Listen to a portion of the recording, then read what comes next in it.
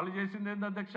ఆ రోజు హిట్లర్ ఉన్నాడు, గోబెల్స్ అనేటువంటి వ్యక్తి ప్రపంచానికి ప్రచారం ప్రాపగాండా మినిస్టర్ అధ్యక్ష. వాడి పేరు మీదనే ఈ రోజు గోబెల్స్ ప్రచారం అంటారు అధ్యక్ష. ఇవాళ తేడా ఏముంది అధ్యక్ష? ఈ నయా నాజీల పాలనలో వీళ్ళకి ఓ మీడియా సంస్థను పెట్టుకున్నారు అధ్యక్ష గోబెల్స్ ప్రచారం చేయడానికి. ఇవన్నింటినీ కూడా ప్రజలు గుర్తుంచుకునేలా మనం పదే పదే చెప్పకపోతే మన ప్రయారిటీస్ లో మార్పులు వస్తాయి, సమాజం మర్చిపోయే ప్రమాదం ఉంది. ఈ దుర్మార్గుల పాలన గురించి మనము మన పిల్లలు ఏ రకమైనటువంటి నష్టాలు చూసాం, రాబోయేటువంటి తరం ఏ రకంగా నష్టపోతుంది అనేటువంటిది చెప్పాల్సినటువంటి అవసరం ఉంది అన్నటువంటిది ఈ సందర్భంగా చెప్తున్నా అధ్యక్ష.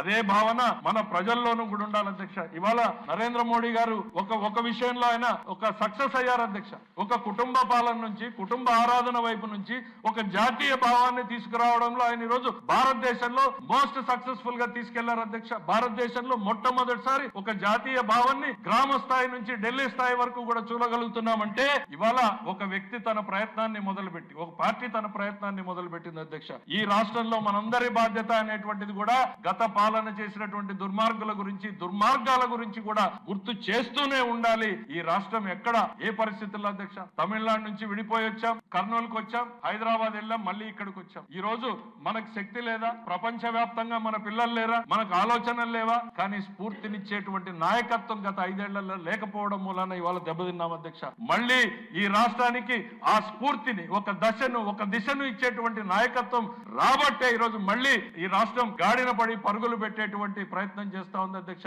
భవిష్యత్తులో తప్పు జరగకూడదు, continuity of the governance is more important అనేటువంటిది మనం ప్రతి ఒక్కరం కూడా చెప్తూనే ఉండాలి అనేటువంటిది ఈ సందర్భంగా గుర్తు చేస్తున్నా అధ్యక్ష.